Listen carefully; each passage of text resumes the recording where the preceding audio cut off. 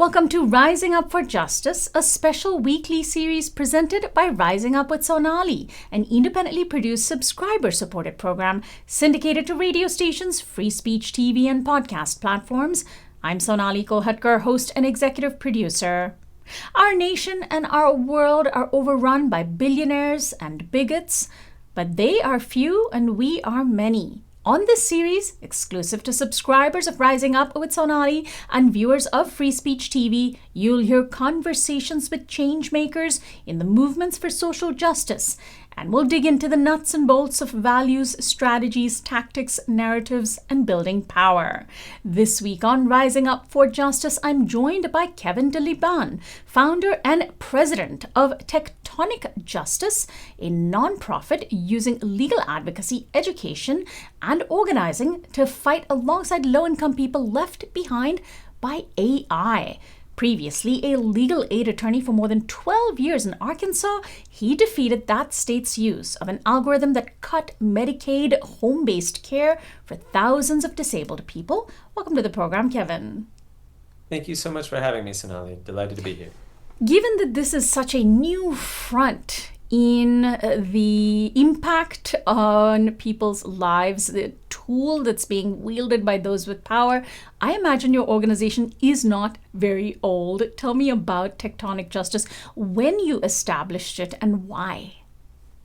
Yes, you're absolutely right. We just launched in November of 2024, so a bit over a year and a half now. And this came after my life as a legal aid attorney, where I encountered the use of these technologies to really limit and hurt the life chances of low-income folks, which were my clients in the communities I most care about.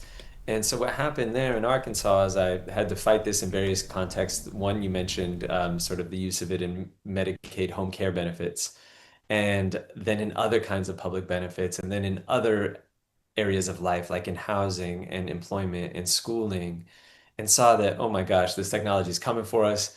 No societal resources are being devoted to fighting it kind of from the ground level up. And we're all woefully underprepared for all of this mass suffering that is happening and is about to intensify. And so Tectonic Justice was really born of those experiences of fighting on the ground and recognizing that what ecosystem exists around AI wasn't set up to really both kind of fight the immediate harms as well as build long-term power around these issues so that we could win systemic changes so that nobody has to suffer in the first place. So AI is now seemingly everywhere, impacting many, many different issues in many different ways. What are the specific uses of AI that you focus on and why? We really focus on the places where powerful people are using AI to make decisions about kind of how we live, learn, work, and survive. So making decisions about who gets public benefits or who is accused of fraud and how many benefits folks get. It makes decisions, or it's being used to make decisions about who gets to rent a home and under what conditions and what kind of rent they'll pay. It's used in K-12 education to determine the likelihood that kids in the future may be a dropout, in which case they're written off by the school systems, or worse, in which they're predicted to be a future criminal and then terrorized by law enforcement. And also in kind of the context of work, where AI is being used at all facets to determine whether or not you get a job, the conditions under which you'll get a job, your wages, your performance, any discipline, firing. So really kind of every fundamental aspect of our life is now being decided by powerful people using AI. And of course, AI is pernicious and worse than sort of previous modes of decision-making in various ways that are really dangerous and harmful and require special attention. Let's talk about things like Medicaid. Let's make it concrete. I mentioned that you were involved in helping to defeat Arkansas's use of AI for determining Medicaid eligibility, I believe it is. How are states, and really why are states using this technology to determine who is eligible for benefits? It's something that we think only big tech is most interested, or maybe the federal government under this administration, but state governments are also seemingly excited about this technology. So what happened in Arkansas? So In Arkansas, Medicaid is a big and vast program. One aspect of it provides home and community-based services to people who are disabled and would otherwise have to be institutionalized in places like nursing facilities. And home-based care is better for people's independence and sort of dignity and well-being.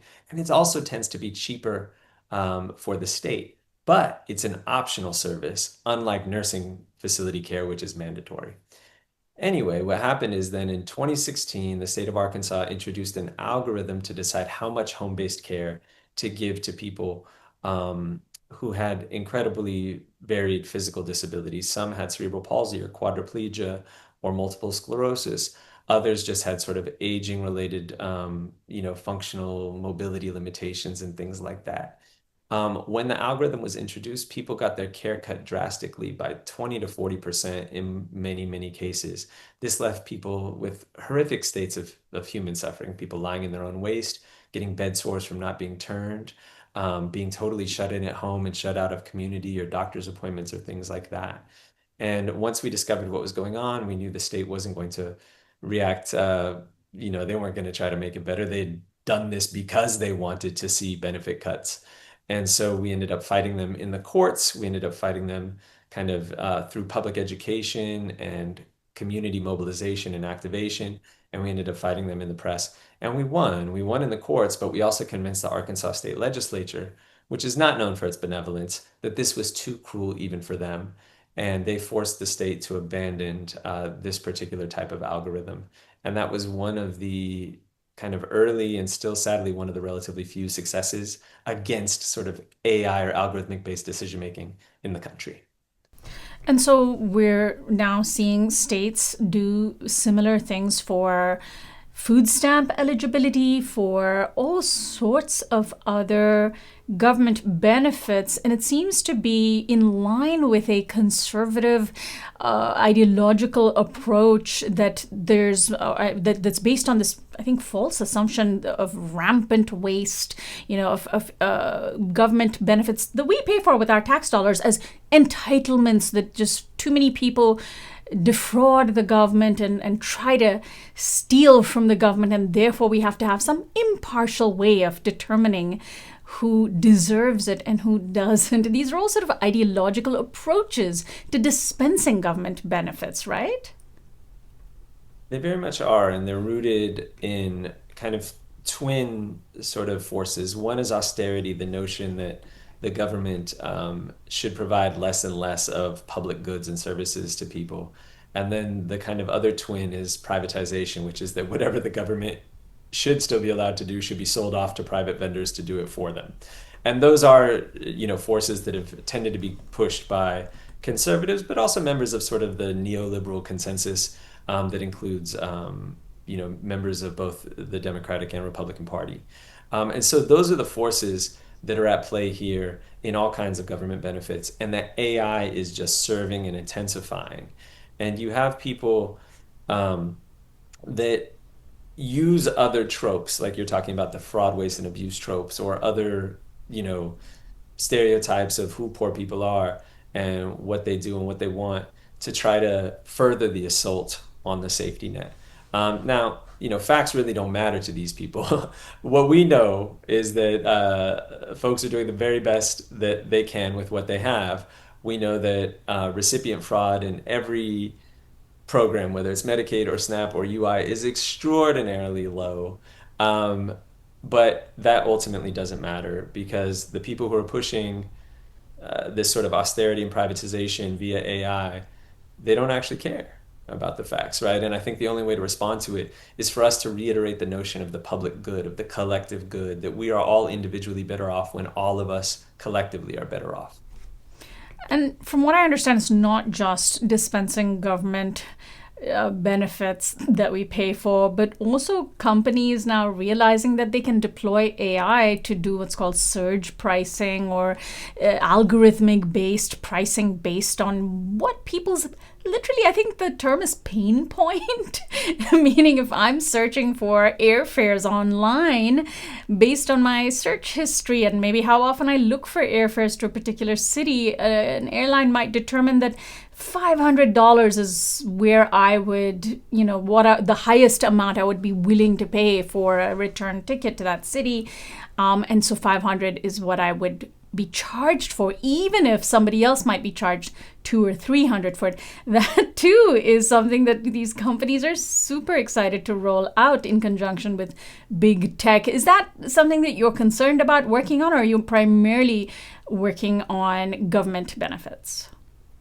No, that's very much something that we're concerned about and working on, because that same kind of vicious and also just, at heart, corrupt approach to kind of human existence, right? Which is, let's take as much from somebody as we can possibly manage that they're willing to pay, no matter how it reflects on everybody else or our own business. That's a really kind of corrupt way of approaching life, right? But it's that instinct that is being deployed in every aspect. So whether it's how we, take an Uber or Lyft when we're trying to get a ride, whether it's nurses now who are being subject to kind of Uber and Lyft for nursing, for filling in staffing gaps that, say, hospitals or medical clinics have, whether it's going to the grocery store and not being sure of how much we're going to have to pay on a hot day for a gallon of ice cream or whatever it is, or your example in airlines. It's happening everywhere. And really what it's all getting at is extracting as much from us as people as possible to line the pockets of, rich billionaire, huge corporations, but not just for purposes of greed, which I think is a key point, but also for purposes of power. When they extract, when they make life more precarious, it becomes easier for them to kind of shape the future of the world, whether that's by capturing government, kind of taking over political processes of all sorts, or otherwise kind of disenfranchising and discouraging civic participation in the things that are needed for a healthy democracy. And I think that's really what the end game here is. It's not just profit for profit's sake, it's profit for political power's sake, and kind of reshaping the world in which we live, where extraction is a prized value and where things like compassion, care, togetherness are all denigrated. Let's talk about how you go about achieving your goals and taking on these injustices that AI seems to be used to fuel. I mentioned you use legal advocacy, education, and organizing. So legal advocacy, I imagine, is, what does that mean exactly? Does that mean lawsuits? Does it mean giving people legal advice? Let's get into how you achieve your goals for your organization, Tectonic Justice. Sure. So, on the litigation front, or the legal advocacy front, we do a lot.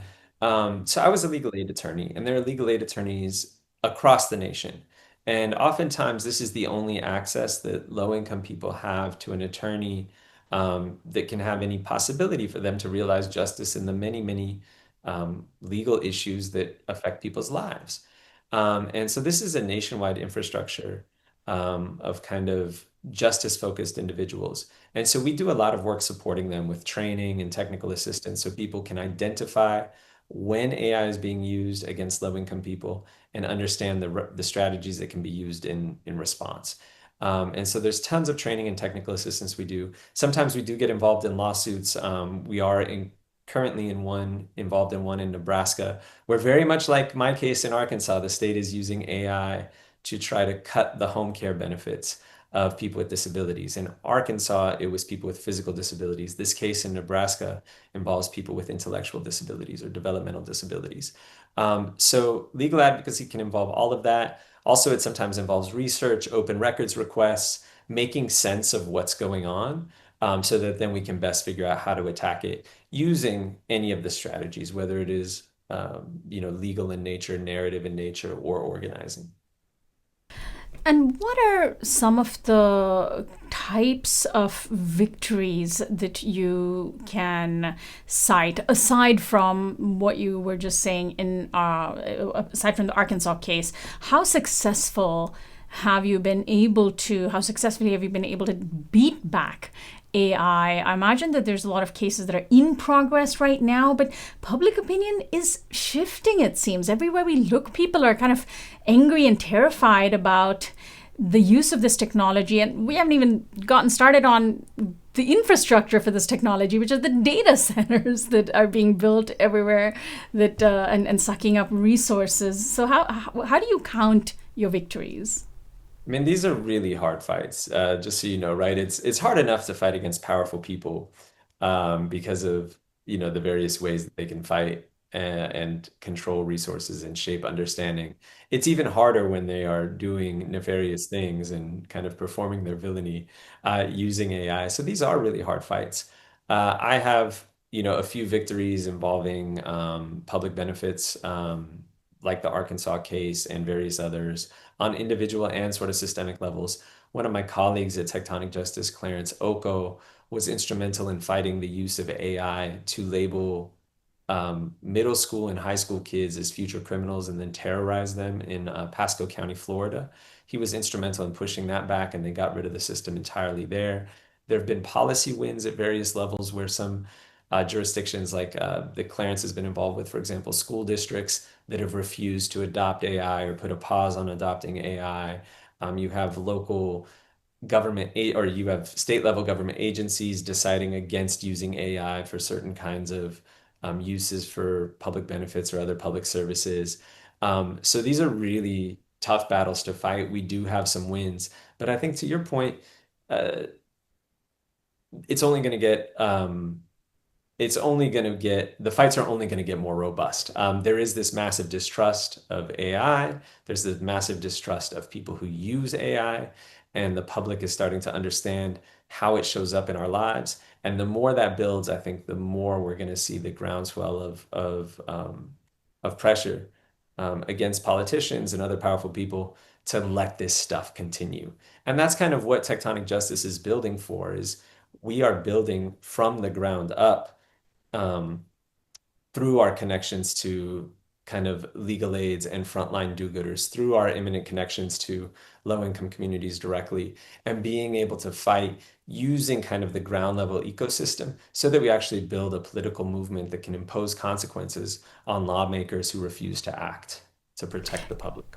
In terms of the obstacles that you face, is a large part of it the government, the federal government, which has decided that AI is about winning a race? I mean, that's literally the language that the Trump White House has used when talking about how it wants to unleash AI from regulatory defenses, from any kind, and really supercharge it, give them incentives, not just try to curb them.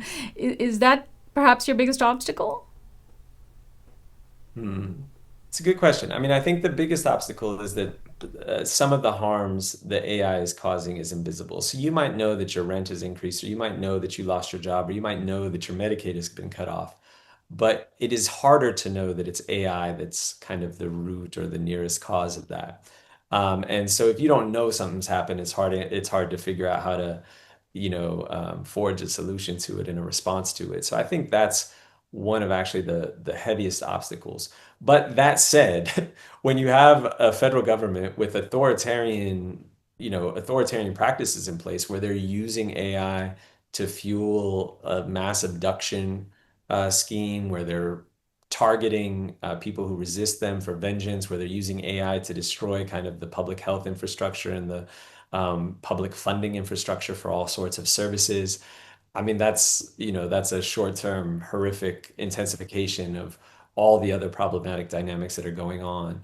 And it certainly doesn't help because AI moves so fast and AI adoption moves so fast that it's hard to respond with similar speed, right? Like building a movement, connecting, organizations and individuals who otherwise haven't worked together or don't know about an issue, and building that kind of both trust and capacity and alignment takes time. So while you're doing all the hard work of movement building and getting ready to fight back, there's all these other harms that are already going on, as well as mass injustice in every way that may or may not touch AI. So when you have, the conditions that we're currently in, it is an incredibly tough battle because our attention can be divided in so many ways. There's so many fronts on which to fight. So many people are suffering. So it is it's very challenging.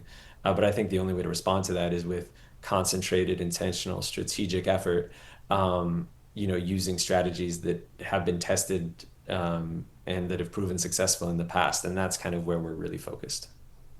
How does your organization center things like storytelling and narrative? The wonders of AI are constantly being touted to us, mostly by the companies that are engaged in it. And you were talking about people searching for jobs earlier. Like everywhere you look, for those who do search for employment, the job offers that are out there now largely are falling along the lines of we need to hire a human to train our AI or to have a fail-safe perhaps, and that job has probably replaced a bunch of people, and and there's just this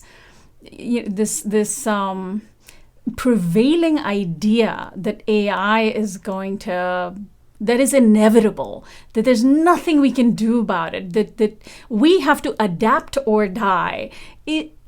That's a really dangerous narrative, and I think a lot of people are buying into it because they feel helpless. How do you counter that? Well, I mean, it's with stories, and to your point about narrative, it's about stories of resistance, stories of injustice, and stories of the fight. So everywhere that AI has been deployed, especially for like public government use or job-related use or housing-related use, carries with it, just devastating stories of injustice, right? Tens of thousands of people at a time wronged because AI operates on such huge scales, lost benefits, human suffering, false allegations of fraud, financial ruin, inability to, get or keep a job or housing. These are horrific stories, and they're being created by AI every time it's used. I think again, the response or the question or the challenge is one of reach, right? It's hard starting from scratch to be able to, connect these stories on mass scales. But that's what we're trying to do. And every time we talk about it, every time we talk about these injustices, every time we talk about the ways to fight, every time we talk about the successful campaigns that have happened against it, that's inspirational. That's unlocking people's knowledge. It's unlocking people's concern and compassion, and really their passion to fight. And so I think that is sort of what has to happen to contest this inevitability narrative. And one thing that I really love that you see right now is the data center resistance is incredible, right? Local people are just getting together and going, nah, we don't want that. Now, there has to be a lot of work to make sure that doesn't become just a sort of not here, go build it somewhere else kind of dynamic. But there are lots of thoughtful people who are already trying to make sure that that's not how this ends up developing, that the anti-data center resistance ends up being connected to the struggle against oligarchy, to the struggle against authoritarianism, to the struggle against this fundamental reshaping of society that the people building and using AI are trying to thrust upon us. And so you're beginning to see already like the popular groundswell. And that same energy is going to be what's possible as people find out that AI is being used to cut your Medicaid, to cut your Social Security, to cut your Medicare, to make your job less stable, or to cut your wages, all of these other things that are so critical to our lives. And to surveil you, right? The fight against flock cameras and their consolidation of surveillance data and the AI processing of that and interpretation of that is also a big issue. I mean, it's really touching so many aspects of our lives. But the data centers issue is so interesting because in order for these companies to do all of this stuff, they need massive computing power, and they have to house their servers somewhere. So the fight against data centers might be a really interesting way to, one of the many tools to chip away at the way in which AI is trying to take over our lives. If they can't compute anywhere, if they can't house their servers anywhere, they can't use it against us, right? No, that's very true. And like having that physical manifestation and something that is so bad, right? It raises temperatures, ambient temperatures in the neighborhoods that they're put. The noise is excessive. It makes it so people can't sleep, and so kind of slowly lose any sort of peace that one might find at home. You have all the potential of pollutants and the stripping of water, oftentimes from sources that don't have it. So there's a lot of harms that are tied to kind of data centers that make them really effective places of resistance. The thing is the dynamics though are such that powerful people have ways around it, right? They're already trying to foreclose the environmental arguments and saying, oh no, we'll use a better cooling system, or we'll use less pollution or whatever else, or we'll go and build it somewhere else. And I think the really key thing is for people to understand that data centers represent both a threat to your imminent harm and environmental kind of your imminent home and your environment. And it also represents a threat because what goes on in those data centers is also going to make your life worse, right? It's going to be used to deny you healthcare. It's going to be used to deny you jobs or housing. It's going to be used to deny your kids a fair chance at school, right? And making sure that people understand that that's what the physical infrastructure of data centers represents also is more work that has to happen and that we're trying to undertake as well.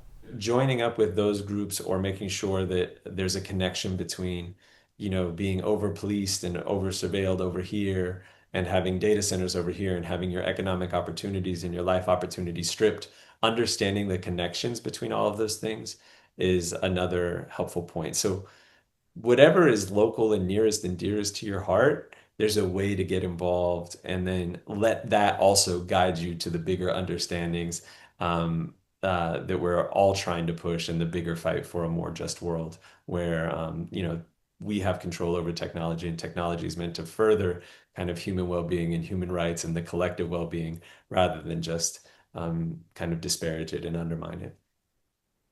I want to thank you so much for joining us today, Kevin. One last time, give out that website. TechTonicJustice.org. So that's Tectonic, TechTonic, Justice, JUSTICE.org. And we'll post a link to that from our website. Thanks so much for joining us. Good luck to you. Thank you so much for having me, Sonali. My guest has been Kevin De Liban. He's the founder and president of TechTonic Justice, a nonprofit using legal advocacy, education, and organizing to fight alongside low-income people left behind by AI. This is Rising Up for Justice, and I'm SonaliKolhatkar, host and executive producer of this new weekly half-hour series, exclusive to viewers of FreeSpeechTV and subscribers of my long-standing program, Rising Up with Sonali. You can find out more at risingupwithsonali.com.